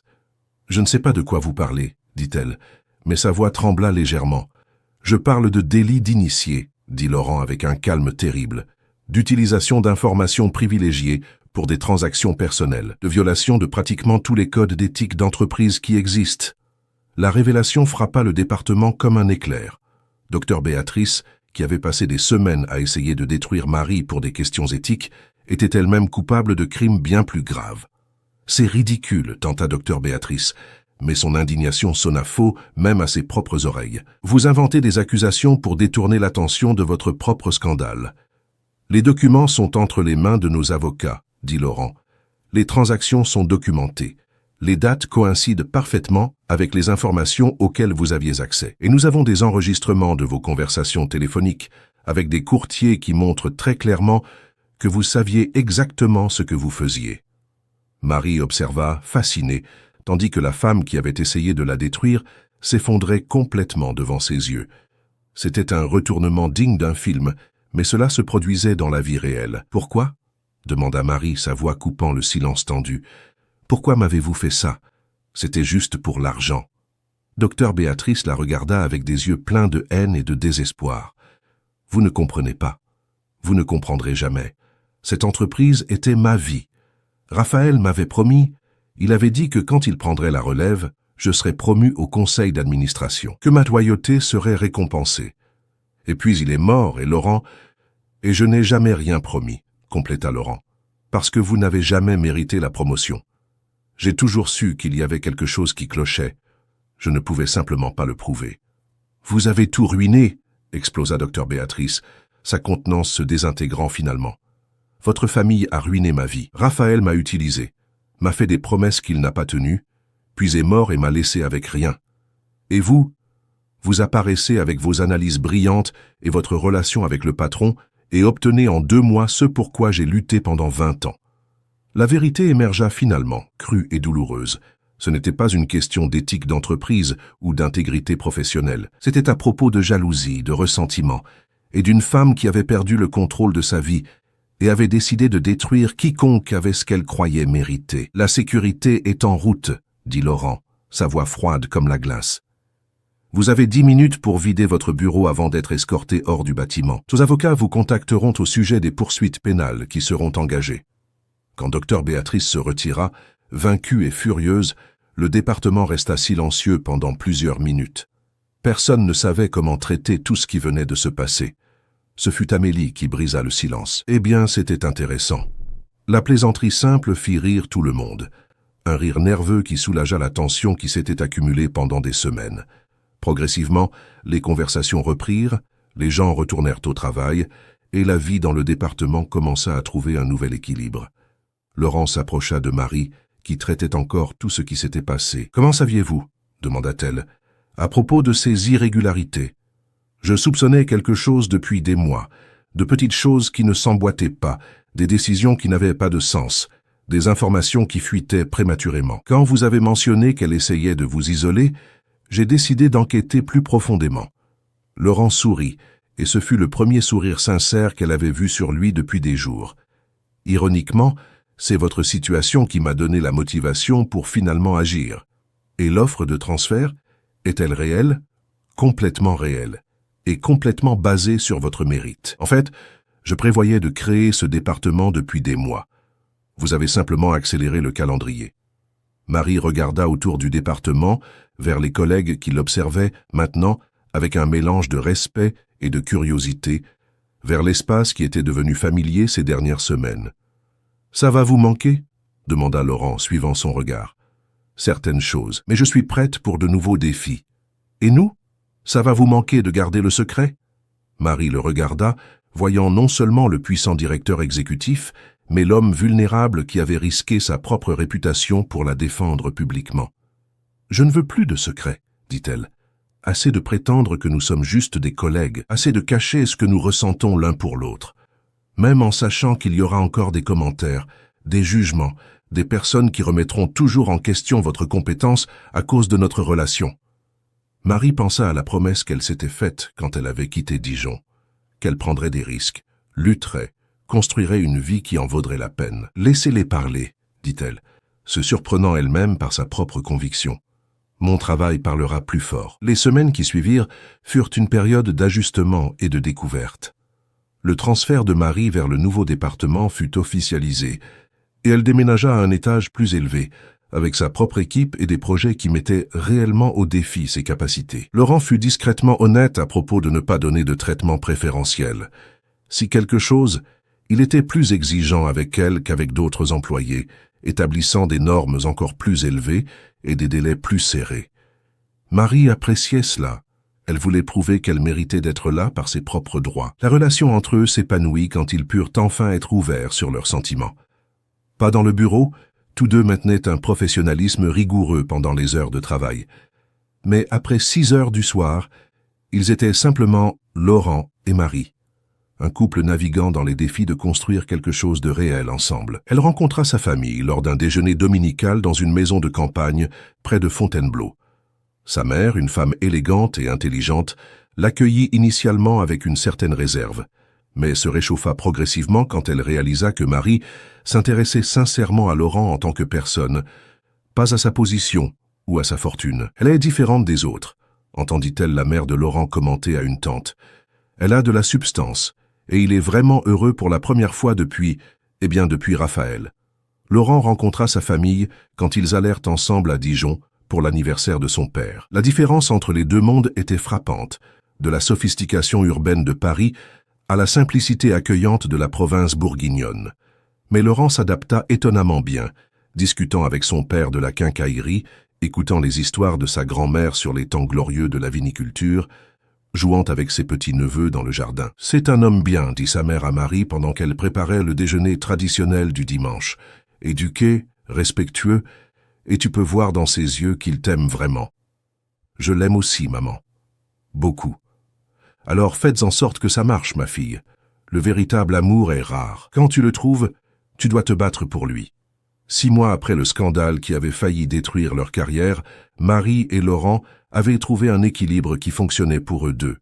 Elle avait prouvé à maintes reprises sa compétence professionnelle, gagnant le respect même des collègues les plus sceptiques. Il avait démontré que son jugement professionnel n'était pas compromis par ses sentiments personnels. Mais ce fut pendant un voyage d'affaires à Bruxelles, où il négociait l'acquisition d'une entreprise belge, que Marie remarqua quelque chose de différent dans son corps.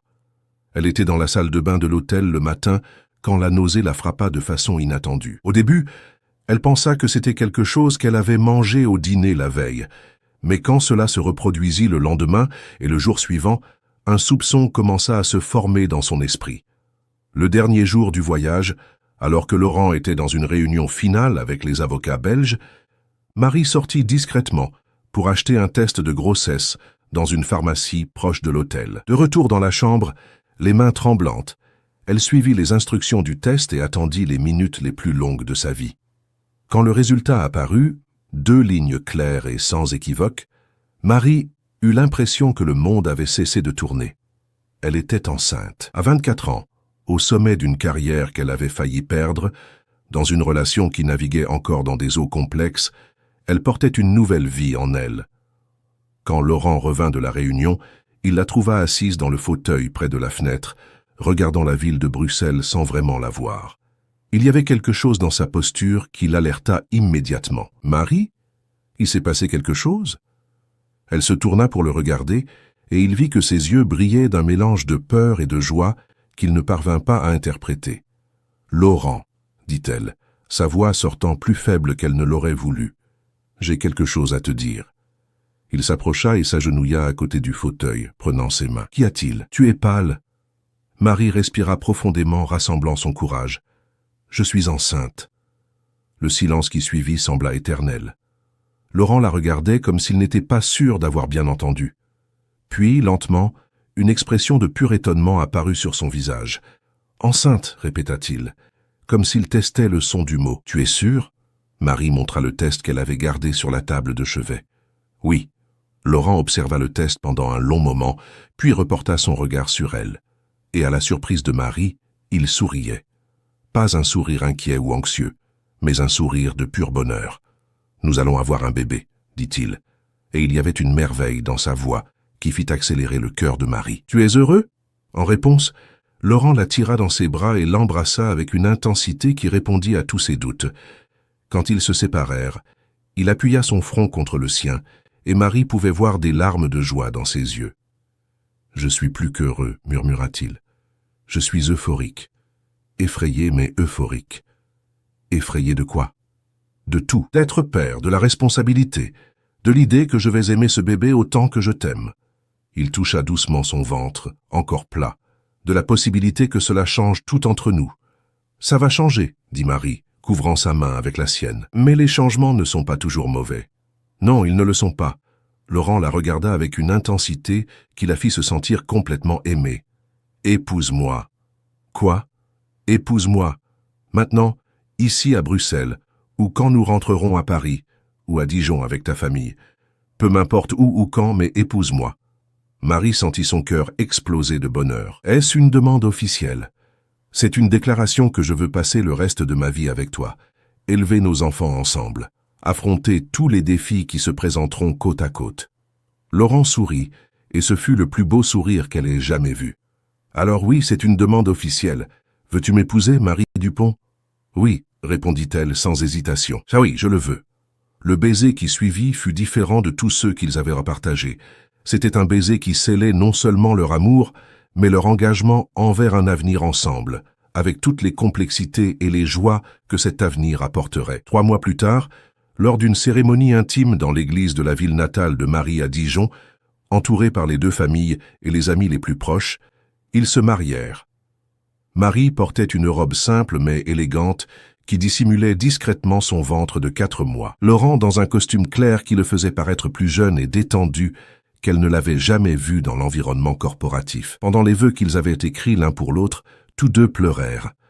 Marie promit de continuer à le défier intellectuellement, à soutenir ses rêves et à ne jamais le laisser oublier les valeurs humaines qui importaient vraiment. Ce qui a commencé comme un évanouissement dans un ascenseur, dit Laurent pendant le toast de la réception, faisant rire tout le monde, s'est transformé en un voyage de découverte qui a prouvé que, parfois, le destin sait exactement ce qu'il fait. 6 mois plus tard, par une matinée ensoleillée de novembre, Marie donna naissance à Sophie Moreau-Dupont, un bébé parfait qui avait les yeux sombres de son père et le tempérament déterminé de sa mère. Laurent promit de protéger son indépendance, de célébrer ses réussites et de toujours lui rappeler à quel point elle était forte et capable. Laurent, qui s'était préparé à la paternité en lisant tous les livres possibles sur le sujet, fut complètement bouleversé quand il tint sa fille pour la première fois, pleurant sans pouvoir former des mots cohérents. « Elle est parfaite », murmura-t-il finalement, touchant doucement le petit visage rosé du bébé. « Complètement parfaite. »« Oui », acquiesça Marie, observant l'homme qu'elle aimait se transformer en père sous ses yeux.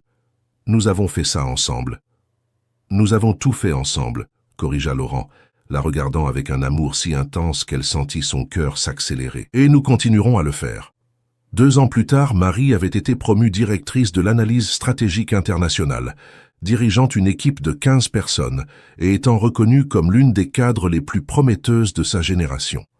Laurent continuait à diriger le groupe Moreau & Associés, mais avec une perspective plus humanisée que ses employés remarquèrent et apprécièrent. Un vendredi après-midi, Marie était dans son bureau en train de réviser des rapports quand Laurent apparut à la porte avec Sophie dans les bras.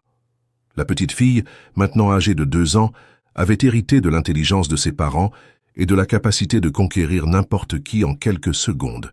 « Papa !» cria Sophie quand elle vit Marie tendant les bras vers elle. C'était une de ses particularités amusantes.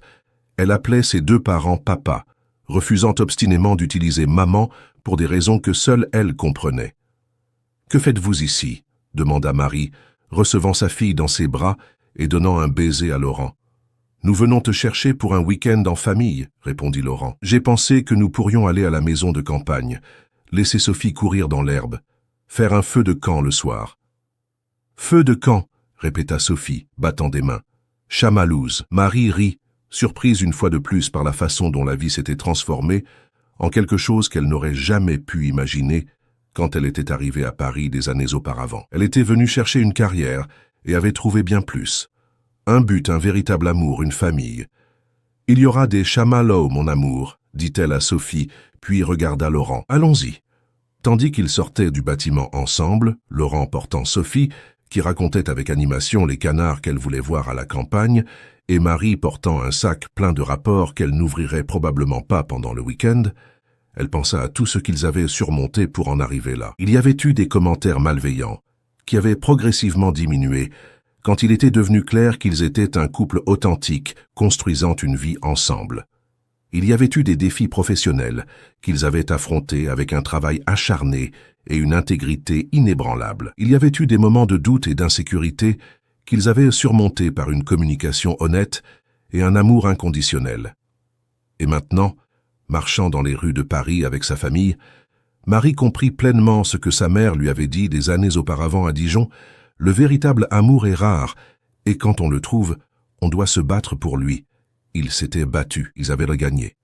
Et ils continueraient à se battre ensemble pour tous les jours à venir, car ils avaient appris que les meilleurs amours ne sont pas ceux qui sont faciles, mais ceux pour lesquels il vaut la peine d'affronter n'importe quelle tempête. Sur la terrasse de leur maison près du jardin des plantes ce soir-là, après que Sophie se soit endormie et qu'ils aient enfin un moment seuls, Laurent enlaça Marie par derrière, tandis qu'ils observaient la ville qui avait été le théâtre de leur histoire d'amour.